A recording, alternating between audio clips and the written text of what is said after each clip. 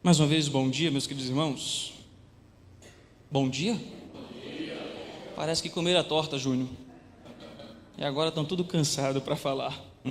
Queridos, vamos abrir a palavra de Deus no livro de Romanos. Romanos capítulo 9.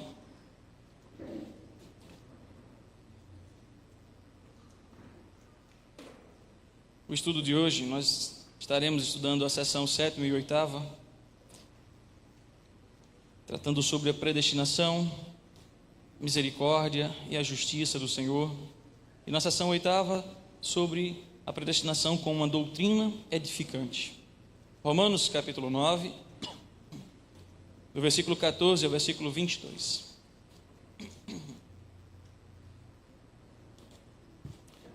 Nos diz assim a palavra do Senhor: que diremos, pois?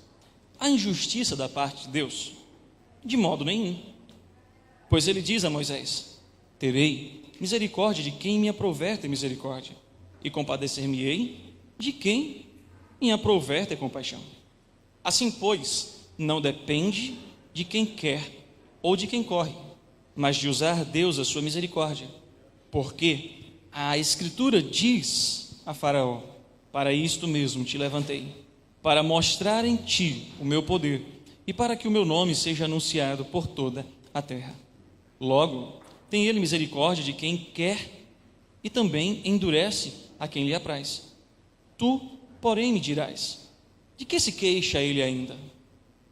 Pois quem jamais resistiu à sua vontade? Quem és tu, ó homem, para discutires com Deus? Porventura pode o objeto perguntar a quem o fez: por que me fizestes assim? Ou não tem o oleiro direito sobre a massa, para do mesmo barro fazer um vaso para a honra e outro para a desonra? Que diremos, pois? Se Deus, querendo mostrar a sua ira e dar a conhecer o seu poder, suportou com muita longanimidade os vasos de ira preparados para a perdição. Vamos orar ao Senhor? Feche seus olhos, peça que o Senhor fale ao seu coração mais uma vez. Deus, nessa manhã, mais uma vez, nós clamamos a Ti, que o Senhor abra os nossos ouvidos, nosso entendimento, e que o Senhor trate o nosso coração, para que Ele possa receber a Tua palavra, e que Ele possa, acolhendo ela, colocar em prática, compreendendo a Tua vontade, que é boa, agradável e perfeita. Em nome do Senhor Jesus. Amém. Queridos irmãos, mais uma vez, como eu disse antes, é uma alegria estar com os irmãos. Em abril eu estive aqui e vi o reverendo Otávio ministrando a aula, então eu pretendo seguir no mesmo contexto, tá? A aula ela vai ser uma exposição, também um momento que será aberto para perguntas. Não fiquem acanhados, pode fazer perguntas. Se eu não souber, quando o reverendo Otávio chegar, ele responde. Se eu disser alguma coisa errada, quando ele chegar, ele me repreende, depois responde. Então fiquem à vontade, tá bom? Para fazer perguntas, não se sintam constrangidos. Bom, hoje nós vamos trabalhar a seção 7ª e 8ª da nossa confissão de fé. Nós estamos trabalhando os decretos eternos de Deus, como os irmãos sabem, e nós vamos, na 7ª e 8ª, ter essas duas respostas sobre a predestinação. Eu quero colocá-las logo inicialmente, para depois começarmos a trabalhar detalhadamente o que cada um está tratando e o que cada um está trazendo à nossa vida. A seção 7ª nos diz assim: dos eternos decretos de Deus, segundo o inescrutável conselho da sua própria vontade, pela qual ele concede ou recusa misericórdia, como lhe apraz, para a glória do seu soberano poder sobre as suas criaturas. O resto dos homens, para o louvor da sua gloriosa justiça, foi Deus servido de não contemplar e ordená-los para a desonra e ira por causa de seus pecados. Talvez algumas palavras ali que já comecem a mexer um pouco com você. Mas antes de chegar às perguntas, vamos à seção 8ª. A doutrina deste alto mistério da predestinação ou de predestinação deve ser tratada com especial prudência e cuidado, a fim de que os homens, atendendo à vontade revelada em sua palavra e prestando obediência a ela, possam, pela evidência da sua vocação eficaz, certificar-se da sua eterna eleição. Assim, A todos os que sinceramente obedecem ao Evangelho, esta doutrina fornece motivo de louvor, reverência e admiração de Deus, bem como de humilde diligência e abundante consolação. O que nós queremos trabalhar nessa manhã, dentro dessas duas sessões? Alguns ensinamentos que eu quero trazer à sua vida. Primeiro, querido, que o Deus soberano, ou que Deus soberanamente determinou recusar sua graça salvífica a alguns homens. E aqui talvez já comece alguns a ficar inquietos, porque nós chegamos então naquela perspectiva: Deus salva um e não salva outros. Deus escolheu um e não escolheu outros. Seria Deus ruim e injusto, porque amou a uns e recusou outros? Perguntas que daqui a pouco nós vamos tentar caminhar para trazer perspectivas bíblicas e teológicas sobre toda essa questão. Segundo ensinamento, essa recusa ou não contemplar resulta totalmente de seu inescrutável conselho. Por isso que a predestinação em dados momentos é pela fé, não é por uma razão. Ainda que tentemos usar a razão e a lógica, mas chega um momento que a gente também entra em crise e se inquieta. Mas por que Deus me escolheu e não escolheu fulano? É porque Deus amou a Jacó e aborreceu Esaú, estando eles ainda no ventre. Qual o propósito, ou qual é a finalidade, ou qual o entendimento de Deus para isso? Tem coisas que nós nunca iremos saber humanamente falando. É inescrutável o seu entendimento, a sua vontade. Ele revela o que quer e é quem quer. Mas tem coisas que há uma interrogação em nós, que aí onde muitos teólogos como Rod, comentando as confissões, Calvino, ele vai dizer, é pela fé. Pela fé nós entendemos que Deus, o soberano Senhor, escolheu a um e não escolheu a outro. E isso, irmãos, já caminhando nos ensinamentos, não torna Deus ruim, não torna Deus injusto. Por exemplo, deixe-me dar uma história para vocês que talvez calhe muito bem ao que eu estou falando. Imaginemos que você é criador de um filme, você é autor. Acredita que quase todo mundo já ouviu falar dos filmes da Marvel, a Guerra Final. Talvez aqui alguns gostou daquele final, outros não gostaram. Mas o que eu quero dizer com isso? O autor, ele escreve o filme e ele coloca quem vai morrer, ele coloca quem vai chegar no final, ele coloca quem vai terminar com quem, ele coloca quem vai terminar solteiro. Ele cria o seu roteiro e ele faz como ele quer. E a pergunta é: ele é ruim porque ele escreveu aquele filme? Por mais que você goste ou não goste, ele é o autor. Ele faz como apraz. Agora parem para imaginar sobre o autor de tudo, o autor da criação. A W. Pink, agora me foge o nome do livro, ele vai tratar sobre a soberania de Deus e ele vai dizer assim: Deus, ele não precisa de você para que o céu seja repleto. Deus, ele é autossuficiente. Deus, ele não precisa da minha presença e da sua para que o céu esteja completo. Ele a si mesmo se basta. Se ele decidisse mandar todos para o inferno, ele continuaria sendo um Deus justo, um Deus maravilhoso, um Deus amoroso, um Deus bom. Por isso que às vezes no nosso humanismo, na nossa mente por muitas vezes psicologizada, nós olhamos para Deus tentando fazer um entendimento humano da compreensão divina. E todas as vezes que nós tentamos fazer isso, nós estamos tentando julgar a Deus pela nossa compreensão, que é limitada. Por isso que a doutrina da predestinação, em dados momentos, ela é pela fé. Não há como darmos 100% das respostas a todas as perguntas colocadas, mas nós cremos num Deus soberano. Terceiro ensinamento: ele fez tudo. Nem passei, não foi perdão. Terceiro ensinamento: ele fez tudo para a sua própria glória. O texto que nós lemos de Romanos é nítido. Quem foi que endureceu o coração de Faraó?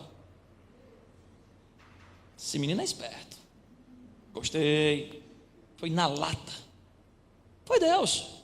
E por que Deus endureceu o coração dele? Saiu, tirou 10.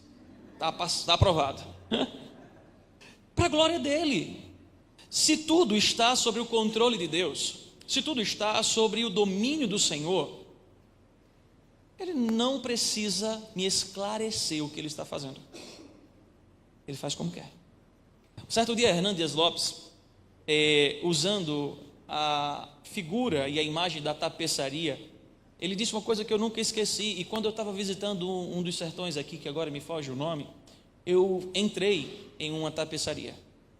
E quando eu vi as mulheres fazendo tapete, eu não conseguia entender como o tapete ficava bonito. Porque olhando de baixo para cima, a parte de baixo do tapete, você vê um monte de emaranhado de fios, retalhos, e você diz: caramba, que negócio feio. Como é que a pessoa compra um tapete desse? E eu dentro de mim pensando, mas quando ela terminou o tapete, que ela vira o tapete, e agora você olha de cima para baixo, a perspectiva de que você está vendo toda a obra completa, aí você faz: uau, realmente vale o que é cobrado. Que obra de arte. Hernando Dias Lopes disse literalmente sobre isso. Nós estamos vendo a nossa vida, queridos, olhando de baixo para cima, e muitas vezes os fios parecem não se conectar, é um emaranhado, parece que nada faz sentido, parece que Deus não está sendo claro, que é uma confusão de coisas na nossa vida.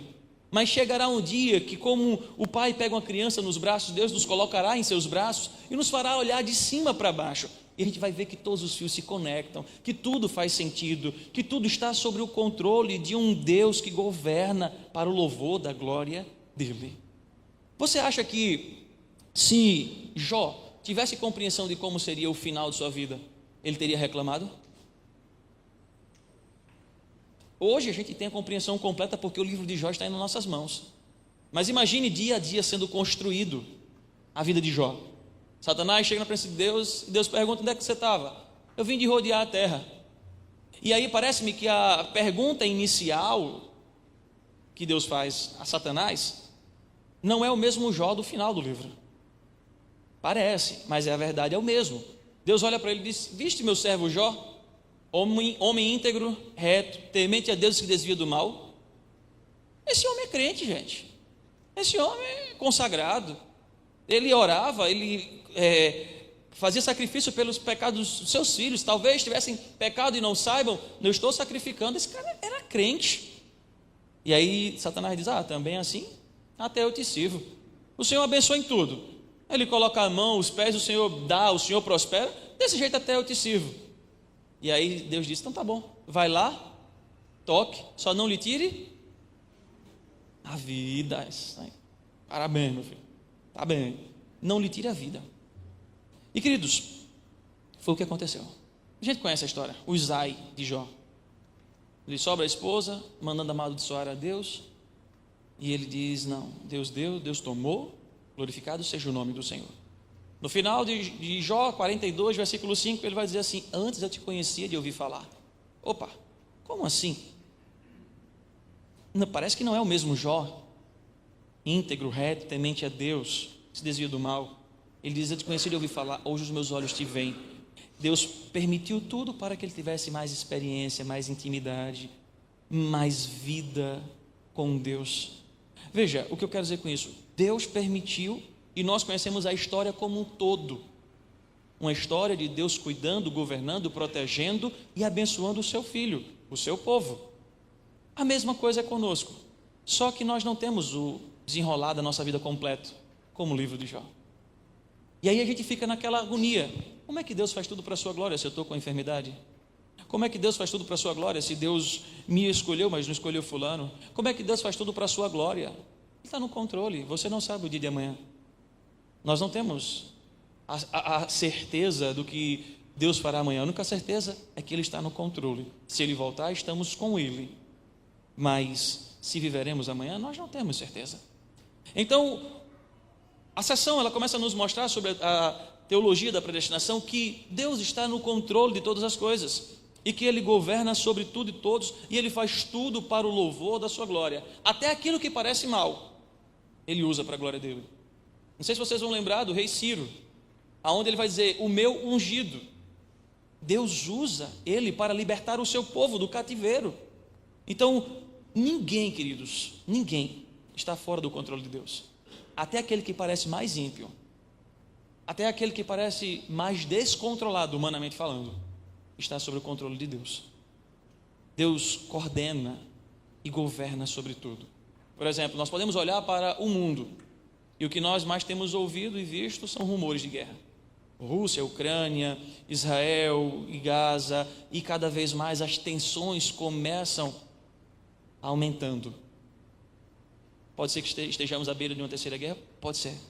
Mas, pastor, Deus está no controle de tudo, controlando o coração de Putin, de Xi Jinping, controlando o coração da Coreia, Kim Jong-un, e os demais. Ninguém fugiu do controle do Senhor.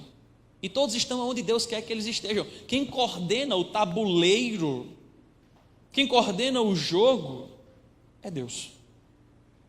É Deus. E Ele faz tudo para o louvor da sua glória.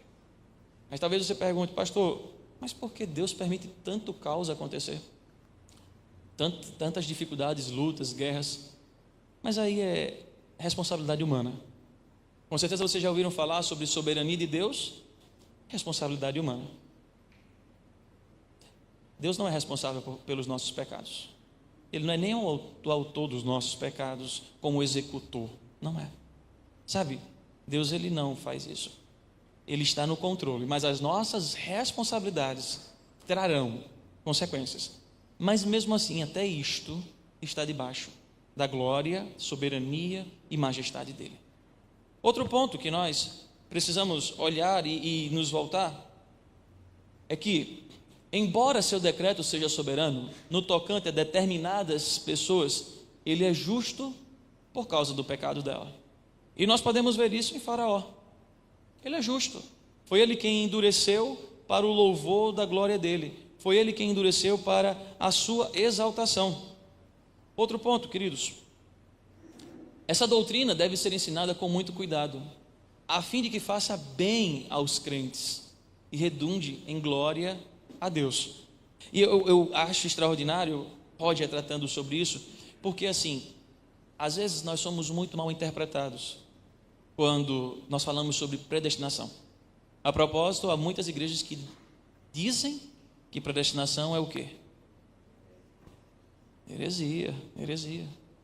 Diz aquele povo que diz que é predestinado, ele está tudo no inferno, de cabeça para baixo.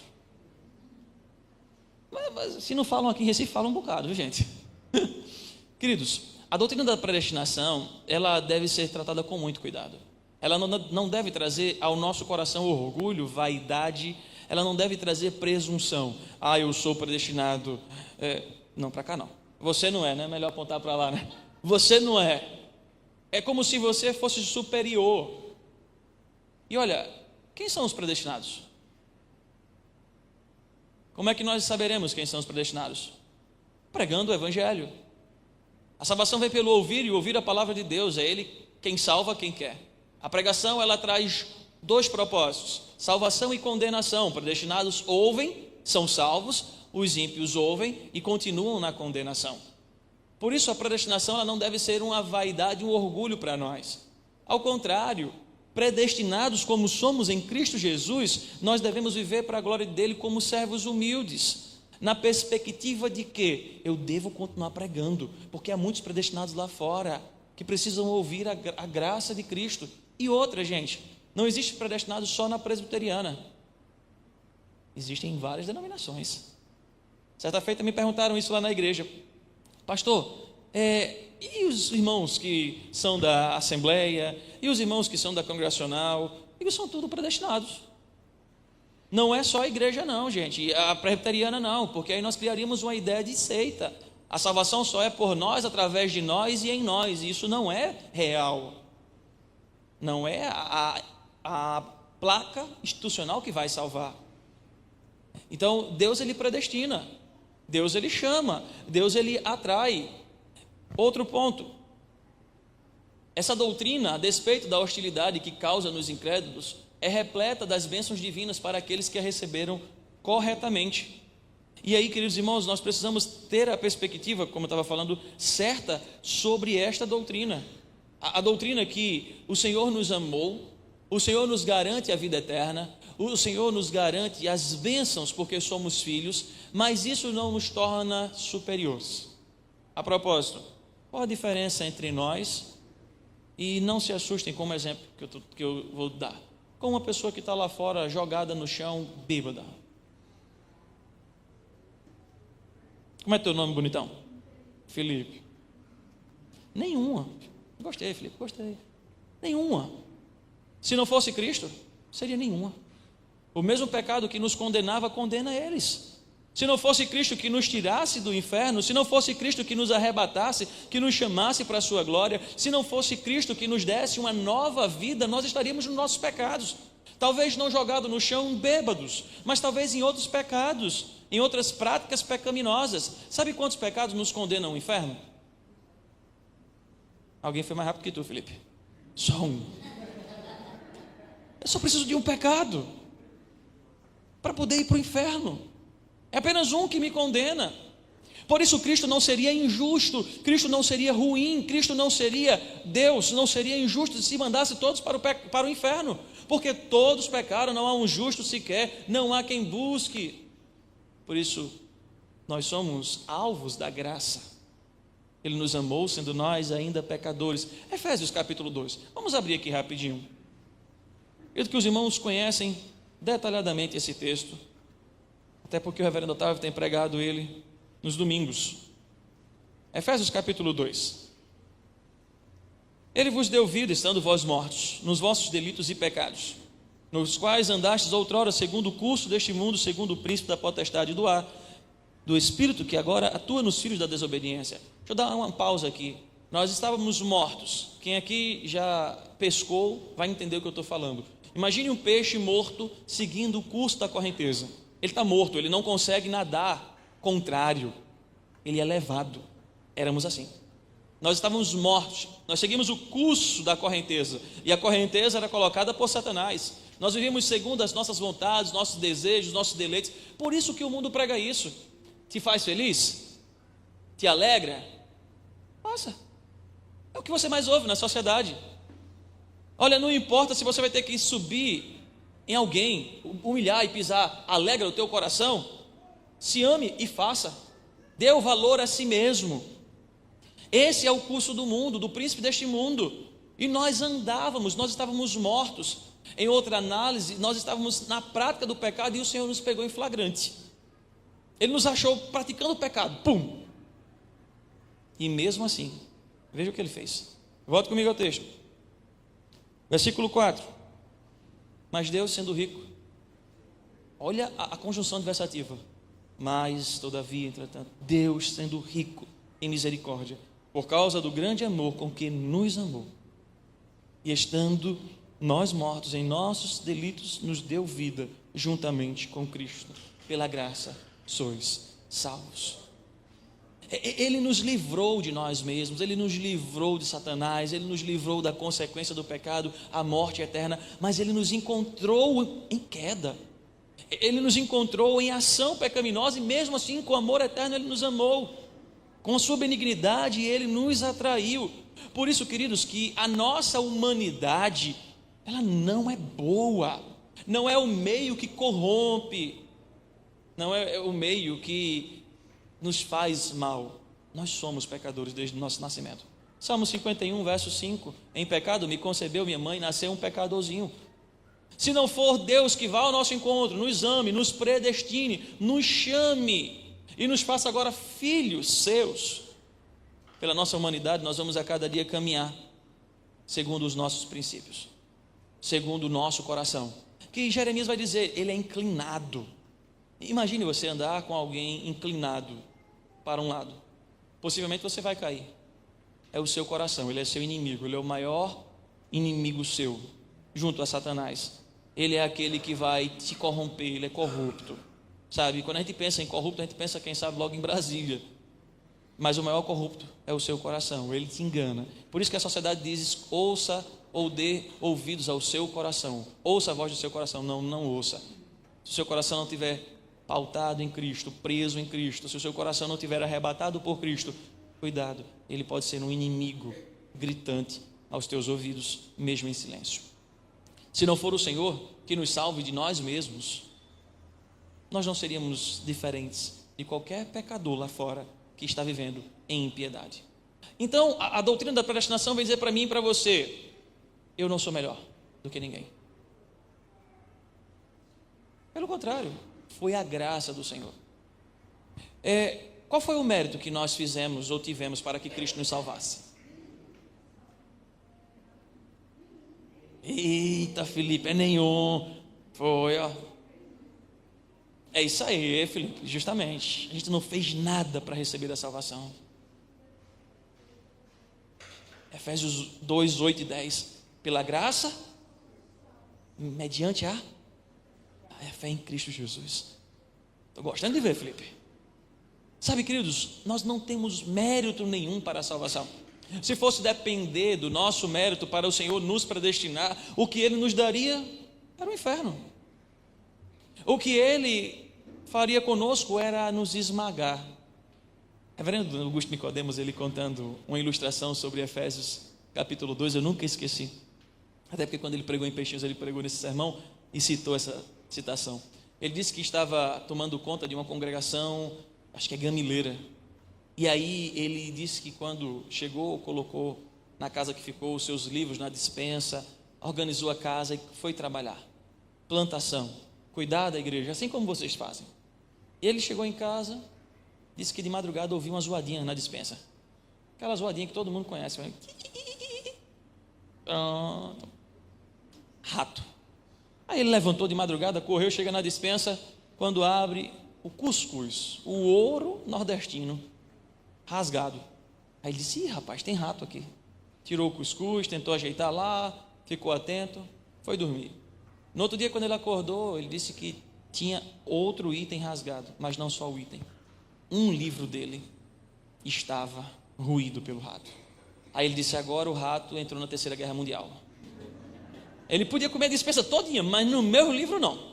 E aí ele disse: eu fui no armazém, comprei uma ratoeira, coloquei o queijo, passei a madrugada lá esperando, de repente, pá! E ele correu para ver, quando chegou, não tinha rato, nem queijo. E o livro, ruído. Ele disse: rapaz, o negócio tornou pessoal. Ele foi, no outro dia, comprou queijo, colocou direitinho. Ele disse: talvez eu não coloquei certo, ajeitou. A segunda madrugada, ele disse, ouviu a zoada, pá, correu. Quando chegou lá, não tinha queijo, nem um rato. Ele disse: meu Deus do céu, então eu estou fazendo errado. Era dia de culto, ele chegou e disse: irmão, ele cansado, porque não estava dormindo direito. E aí o irmão disse: pastor, o que é que está acontecendo? O senhor está cansado? Ele fez: olha, tem um rato lá em casa.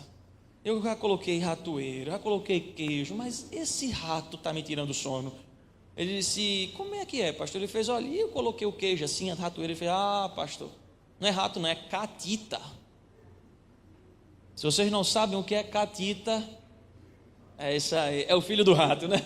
É isso aí, peraí, Reginaldo, é um ratinho bem pequenininho. Aí ele fez: pastor, para esse tipo de rato, o senhor tem que pegar uma ratoeira que é como se fosse uma caixa de fósforo.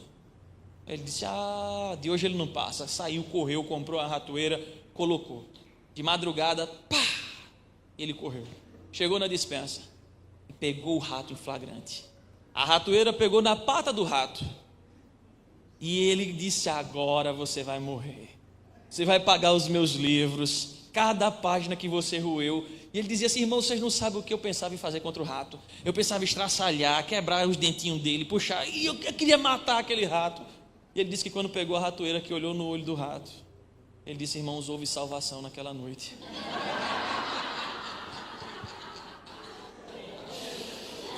Houve salvação. Eu tive compaixão do rato. E eu abri a ratoeira e o rato foi embora. E aí ele disse: irmãos, foi assim que aconteceu conosco. Deus pegou em flagrante. Nós estávamos em pecado. O Senhor nos achou em pecado. Ele poderia com a sua poderosa mão nos destruir, nos destroçar, nos quebrar, nos desfazer, refazer. Ele é Deus, Ele poderia fazer o que Ele quisesse. Ele é o autor de tudo. Mas Ele, com amor eterno, nos tirou de lá, nos amou, nos predestinou, nos santificou, nos justificou. Ele fez tudo isso por amor a Ele, por amor de nós. Sabe, queridos irmãos, é isso que a predestinação nos aponta. Nós não somos merecedores. É tudo por causa dele, tudo por meio dele. Abra comigo, por favor, Romanos, volte ao livro de Romanos. Nós estávamos em Romanos 9, volte ao Romanos capítulo 8. Eu quero que alguém possa fazer essa leitura, por favor. Romanos 8, versículo 14. Leia em alto e bom tom, enquanto eu vou aproveitar para tomar um gole de água.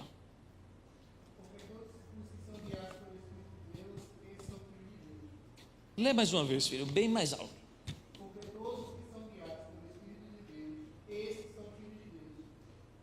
Talvez você pergunte, pastor, como é que eu sei que eu sou predestinado? Como é que eu sei que eu sou eleito? Como é que eu sei que eu estou debaixo dessa doutrina que Deus traz misericórdia, traz justiça, que Deus traz bênção? Porque, pastor, eu ainda sou pecador, eu ainda continuo cometendo pecados que me entristecem, que me afastam do Senhor e que eu fico angustiado. Queridos, todos aqueles que são guiados, em outras versões até, todos aqueles que ouvem a voz do Espírito, eles são conduzidos pelo Espírito, eles são filhos de Deus. Se você de fato, quando peca, você sente incômodo por isso. Quando você peca, você compreende que entristeceu o Espírito Santo de Deus. Você compreende que isso te afasta do Senhor.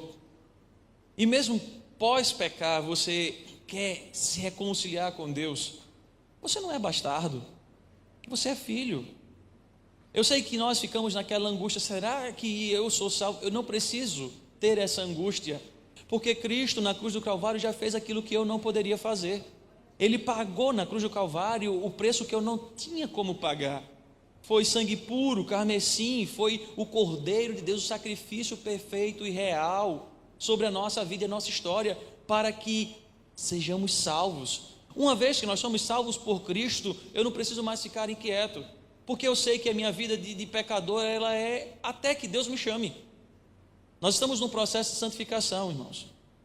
Salvação nós não perdemos, porque uma vez que Ele me salvou na cruz do Calvário, Ele me predestinou. Ele não brinca como ioiô, salvo, não salvo, salvo, não salvo. Se for assim, então, Salmo 139, verso 16, não faz sentido. Todos os teus dias foram escritos, quando nenhum deles havia ainda. Então, algo pegou Deus de surpresa? Algo pegou Deus, eita, o pecado entrou no mundo, eu preciso fazer alguma coisa para cuidar disto. Deus estava e sempre esteve no controle de todas as coisas, tudo é para a glória dEle, tudo é para o louvor e exaltação dEle, e Ele predestinou você para a vida eterna. Você não precisa mais ter esse medo do inferno. Eu sei que quando você e eu nós pecamos, nós temos receio sobre isso, inquietação sobre isso, mas o que eu preciso pensar e entender é que na vida de santificação haverá dias que eu estou mais santo, mas haverá dias que eu estou mais fraco, e quando mais fraco, o Senhor cada vez mais me chama para mais santo, e eu preciso viver mais perto dEle para cada vez mais santo, viver compreendendo a sua vontade e praticar a sua vontade. Por isso, queridos, nesta caminhada, nessa jornada que nós temos, como eu preguei nessa manhã, Ele é o nosso protetor.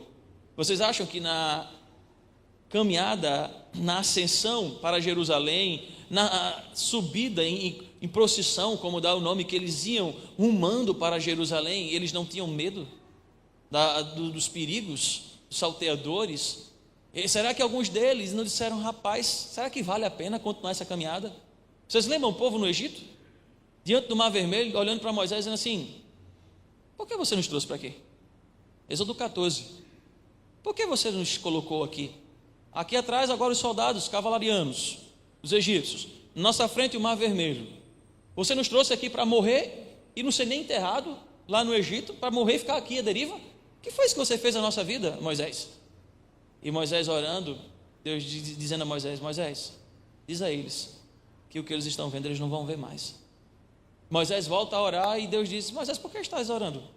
Por que está aqui falando comigo, Moisés? Eu já disse a você, diga ao povo que marche. E Deus fez tudo, de tal forma que os próprios soldados egípcios disseram, aqui está o dedo de Deus, voltemos, mas já não tinha mais tempo de voltar. O mar se fecha, eles são mortos.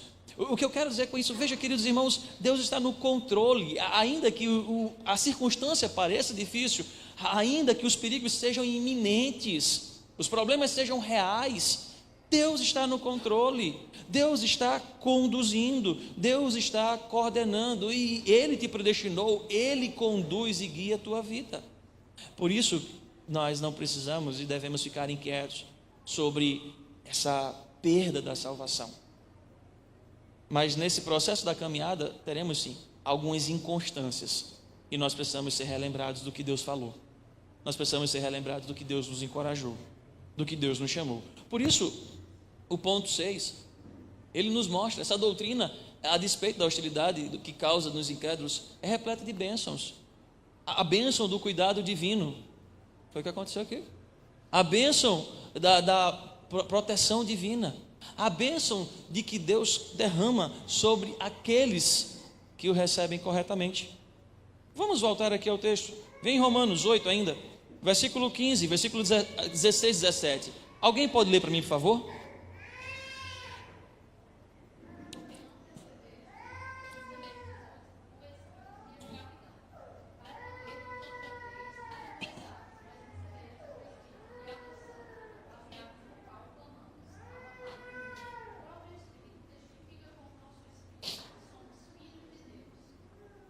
O próprio Espírito testifica que somos filhos de Deus, o nosso Espírito. Nós não temos por que temer. O que nós precisamos é, como diz os nossos irmãos pentecostais, tomar posse daquilo que Deus nos deu. Ele nos predestinou. E uma vez que Ele nos predestinou, não há quem nos tire da sua poderosa mão. Não há quem possa arrebatar-nos da mão dEle. Uma vez que Ele nos predestinou em Cristo Jesus, justificados, pois mediante a fé nós temos paz com Deus, não há quem quebre essa justificação de Cristo sobre a nossa vida. O que nós precisamos agora é compreender que a cada dia, nesse processo de santidade, nesse processo dessa jornada, eu preciso morrer para mim e viver para Cristo. Voltando ao capítulo 9, alguma pergunta, irmãos? O pastor fala demais, tá? Fiquem à vontade de fazer perguntas, senão eu vou ficar falando. Então vamos embora. Vamos voltar ao capítulo 9. Veja, queridos irmãos, versículo 14. Apóstolo Paulo, ele está falando sobre a rejeição de Israel e a justiça de Deus. E ele começa fazendo perguntas. Que diríamos, pois? A injustiça da parte de Deus? E o mesmo responde. Ele começa a trazer a tona e a perspectiva que Deus, ele é o autor, ele é o soberano, ele é o criador, ele é o coordenador de tudo. Veja, há um cântico que eu gosto de uma estrofe dele que diz assim: a história não é sobre você, é tudo sobre Ele, é tudo sobre Deus. Nós somos apenas atores coadjuvantes nessa história. A história não é sobre o meu sucesso de vida ou o seu sucesso de vida. Por isso que o evangelho não é autoajuda. Por isso que o evangelho, o cristianismo, não é uma forma de você ser bem-sucedido na sua vida financeira, amorosa ou qualquer coisa semelhante. O evangelho é a salvação de Cristo a pecadores. O evangelho é a salvação de um Cristo que amou quem não merecia. O justo morrendo por injustos, amando pecadores e os salvando. Por isso que ele faz como ele quiser, e ele não precisa dar a satisfação para mim e para você, porque não há injustiça da parte de Deus, não há falha da parte de Deus. E aí ele começa a usar a figura de Moisés, que é justamente esse texto, ele é correlato para as duas sessões, tanto a 7ª quanto a 8ª, Romanos 9, do 14 ao 22.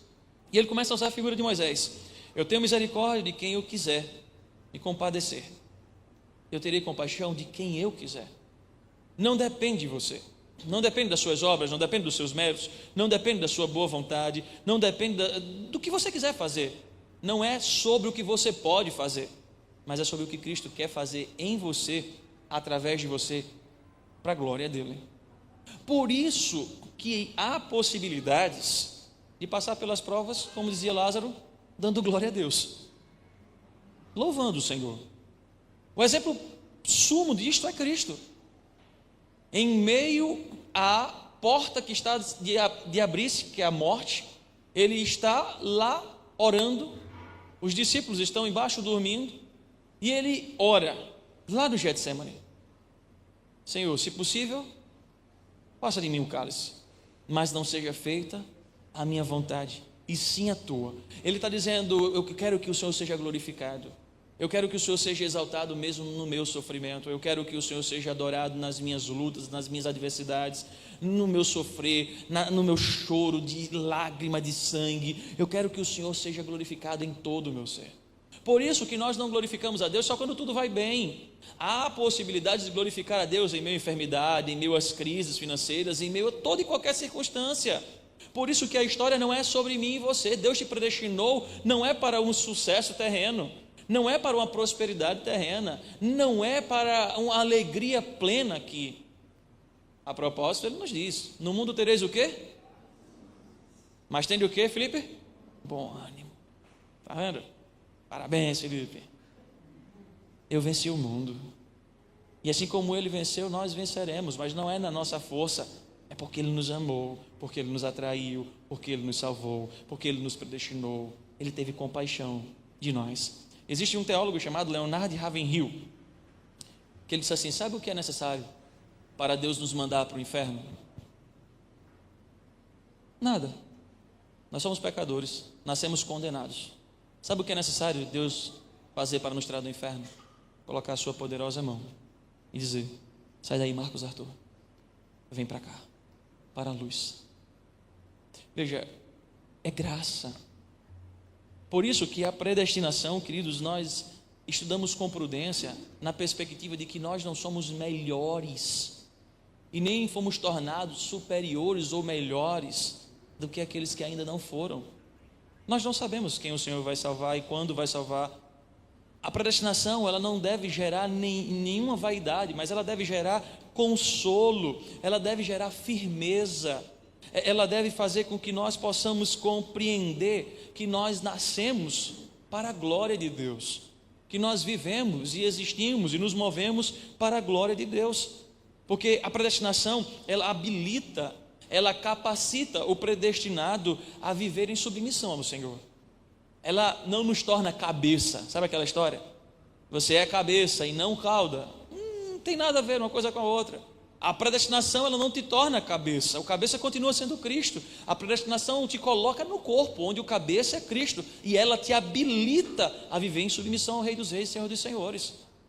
Você com certeza já assistiu algum filme de guerra, aonde o rei, sentado no seu trono pomposo, glorioso, chama os soldados e eles se curvam diante do rei para ouvir o decreto. Eu fico imaginando, e agora me foge, eu não sou muito bom às vezes de gravar nome de filme, nem de ator, minha esposa sabe.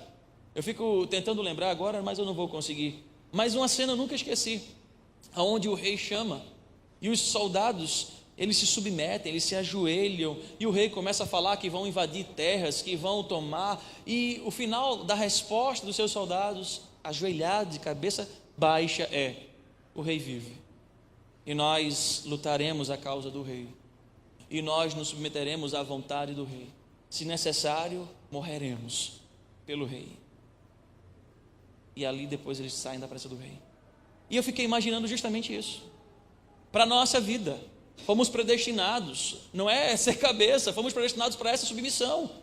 Estamos diante do Rei dos Reis, e a nossa perspectiva deve ser a mesma: ajoelhados, prostrados, dizer: o Rei vive eternamente, e Ele é, de geração em geração Ele é Deus, Ele é eterno, Ele não tem princípio e fim, Ele é. E diante desse Deus prostrado e ajoelhado, nós deveríamos dizer a Ele: o Rei vive eternamente, nós nos submetemos à sua vontade, se possível e necessário for, morreremos pela sua causa, pelo seu nome, porque foi para isso que nós fomos predestinados. Não é para a nossa satisfação, não é para o nosso gozo, mas é para a glória do Senhor. Veja, queridos, o predestinado, ele foi chamado ele foi justificado, ele foi redimido, ele foi regenerado, ele foi colocado na rota de santificação, ele é habilitado pelo Espírito Santo. E tudo isso que eu estou colocando está na perspectiva de Efésios, capítulo 1, do versículo 4 ao 6. A predestinação, ela traz naturalmente à nossa vida a perspectiva de adoção. Vós que outrora não erais filhos, agora sois. Que não era raça eleita, que não era povo do Senhor, agora vocês são. E aí Pedro vai nos dizer que nós somos nação santa, geração do Senhor, povo de propriedade exclusiva, que tem um propósito: pregar e anunciar Cristo Jesus.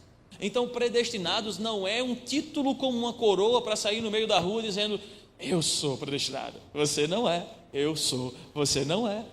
Não, queridos, a perspectiva é: predestinados, eu sou servo, então eu saio para servir, eu vivo para servir. Até porque há muitos ao nosso redor que precisam ver e ouvir esse evangelho. E eu não sei quem é predestinado. Ninguém lá fora tem uma placa: predestinado ou condenado. Por isso Hernando Dias Lopes diz uma frase que eu guardei comigo. Ele diz assim: olha, nós devemos pregar aos ouvidos e aos olhos. Nós devemos viver Cristo, anunciar Cristo, para que aqueles que são eleitos e predestinados em Cristo, eles, ao ver e ouvir, eles se rendam. Do mesmo jeito que aqueles que não são, eles cada dia vivam mais na sua impiedade e sejam condenados. E aí talvez essa seja uma das maiores inquietações: pastor, como saber quem não é? Como saber sobre aqueles que não se renderam? Queridos, nós não temos a perspectiva, como eu falei, de placa: predestinado, não predestinado, salvo, não salvo. O nosso dever é pregar o evangelho. E como eu falei, o evangelho, ele vem com dupla função: salvação e condenação. Se alguém naquele determinado dia ouviu e não se rendeu, continuemos pregando o evangelho. Nós não sabemos o dia e a hora se o Senhor o predestinou, mas nós saberemos uma coisa: se ele não é, ele cada dia mais viverá a sua impiedade, ele cada dia mais será inimigo da cruz de Cristo, ele cada dia mais não se renderá, ele virará as costas para Deus e os braços e os olhos para o pecado. E aí nós precisamos entender uma coisa: tenhamos paz, porque nós não temos o dever de converter ninguém. Quem é que convence o homem do pecado, da justiça e do juízo? Isso aí, Felipe, gostei desse menino, rapaz. eu olhando para ele, eu me lembro, na minha adolescência, a gente teve uma competição na igreja, escola bíblica de férias. É bom, né, Felipe? A gente teve uma competição de quem conhecia mais a Bíblia, cara. Citar versículos bíblicos. Rapaz, foi bom isso. Teve uma menina lá que ficou em primeiro lugar, que ela citou 60 versículos, ou foi 70? Eu só consegui citar 35, bicho. Mas a gente chega lá. Viu, irmãos? Então veja, é o Senhor que faz em nós, através de nós. Ele usa os seus meios para salvar e condenar. E compreendo, irmãos, eu sei que o nosso desejo, como disse o apóstolo Paulo, é que todos se salvem. Nós temos esse sentimento em nós. Nós não queremos ver ninguém condenado. Mas nós precisamos compreender que a história não está sob o nosso controle. Ela não está sobre as nossas mãos. O nosso dever é anunciar. O nosso dever é proclamar. A predestinação, queridos, ela realmente é verdadeira. E além disso, ela é uma extraordinária bênção. E ela vem sobre os filhos, e ela vem trazendo a graça, ao mesmo tempo que ela também traz a condenação para aqueles que não foram predestinados para a glória eterna. Porém, nós precisamos descansar no Senhor, nós precisamos confiar no Senhor e saber o que Ele está fazendo, e porque naquele dia Ele escolheu salvar um e não salvar os outros. Veja como a perspectiva da predestinação por muitas vezes é equivocada e é explicada de forma errônea. Eu era adolescente e eu escutava na rádio algo que hoje poucas pessoas fazem, né? Depois das redes sociais e YouTube e Spotify e tudo mais. Eu estava na rádio, um pregador dizendo assim: olha, eu não creio na predestinação. E eu vou dar o exemplo contando para você duas histórias sobre o Deus que eu creio e o Deus que os predestinados pregam. E aí eu fiquei curioso. Eu disse, não, eu quero ver. E aí ele começou a citar o filme Titanic. Ele disse, imagine o filme Titanic. O barco afundando. Cristo vem no bote salva-vida. E começa dizendo, Jack, venha. Rose, venha. Você também, chegue. Vocês que estão tocando aí, continuem tocando. Você venha, você... Pronto. Agora está todo mundo o que eu quero. Os demais, tchau. E aí ele começou, agora pense no Cristo que eu creio. Ele vem no bote salva-vida e diz assim, venham, há lugar para vocês, para todos vocês, entrem no meu bote. E começa a clamar, e começa a se apequinar, no sentido de como se não tivesse poder. Vamos, eu estou dando oportunidade para vocês, vocês têm uma única esperança agora, vocês têm uma única chance, e se aqueles que não quiserem entrar no bote, eles são responsáveis.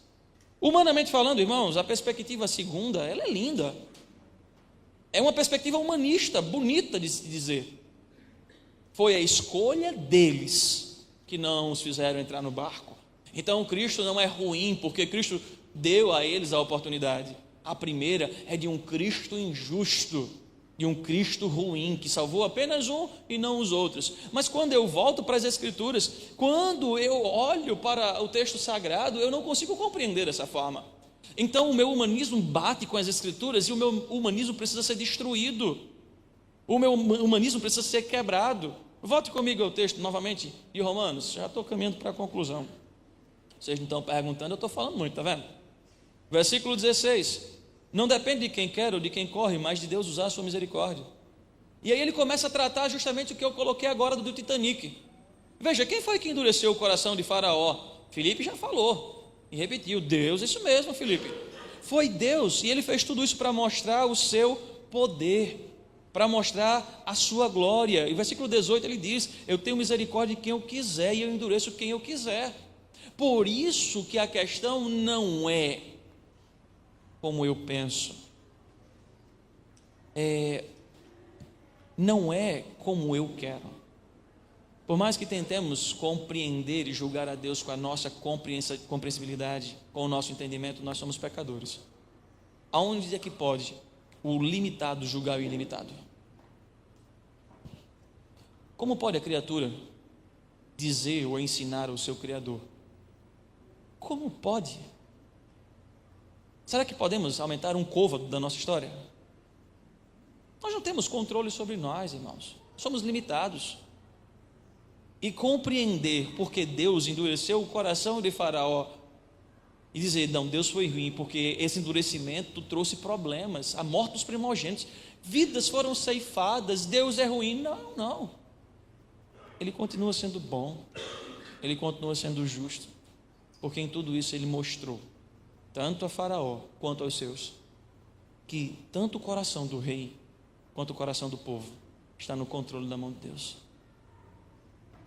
Não é na nossa força, é no Deus poderoso. Olha para aqui novamente, é tudo para a sua glória. Embora seus decretos sejam soberanos no tocante a determinadas pessoas, ele é justo por causa do pecado dela.